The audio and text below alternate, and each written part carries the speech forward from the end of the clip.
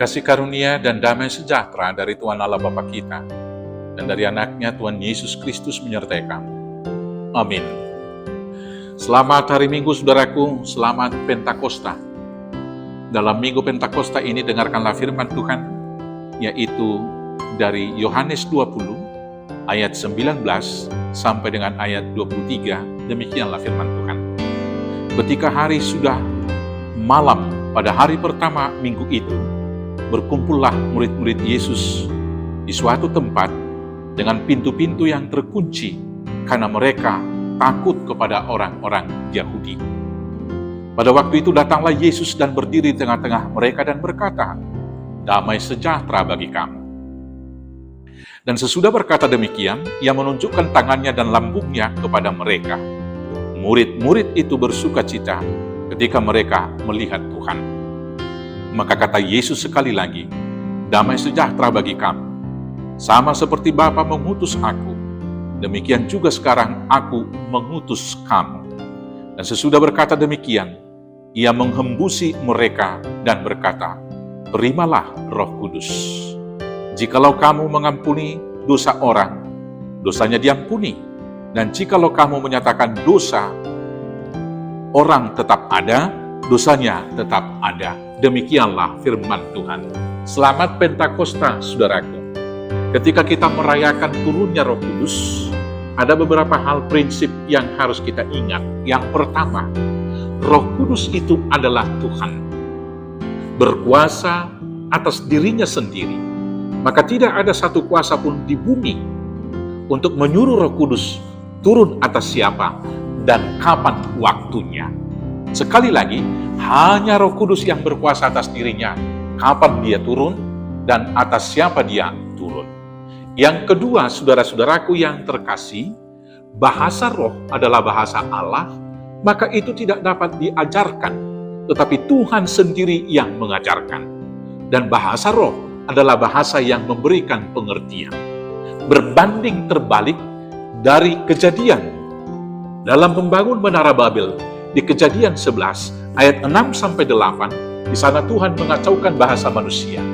Tapi pada peristiwa Pentakosta, yaitu di Kisah Rasul 2 ayat 1 sampai dengan ayat 8, suku-suku bangsa dari berbagai dunia yang datang dalam rangka Paskah Yahudi waktu itu mendengarkan dalam bahasa masing-masing kesaksian orang-orang Nazaret, murid-murid Tuhan Yesus di dalam bahasa mereka sendiri. Maka kesimpulannya, Roh Kudus atau bahasa roh memberikan pengertian, bukan mengacau balaukan pengertian.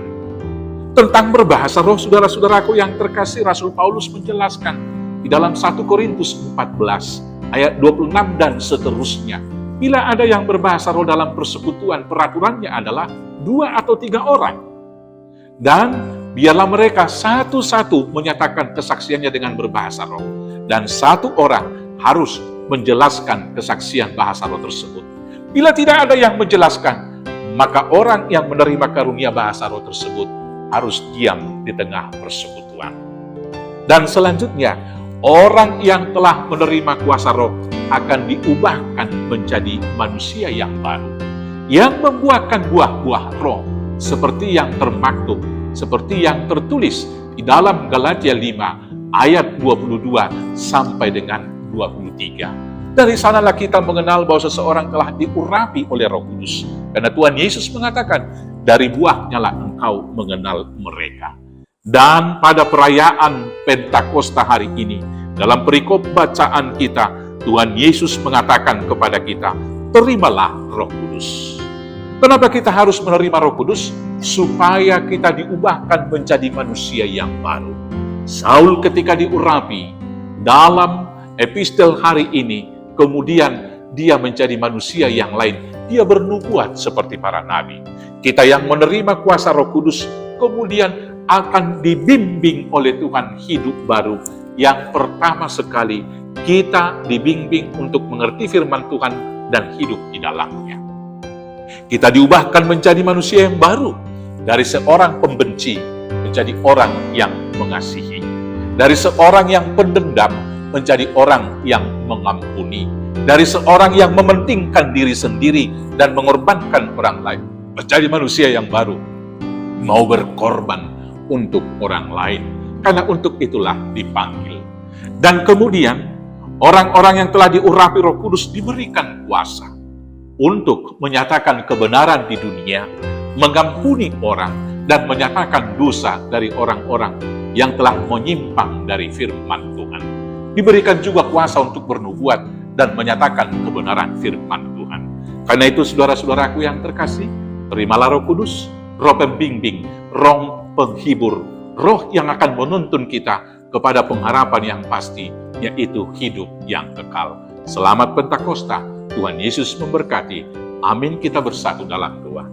Terima kasih Bapa atas janji setia Tuhan.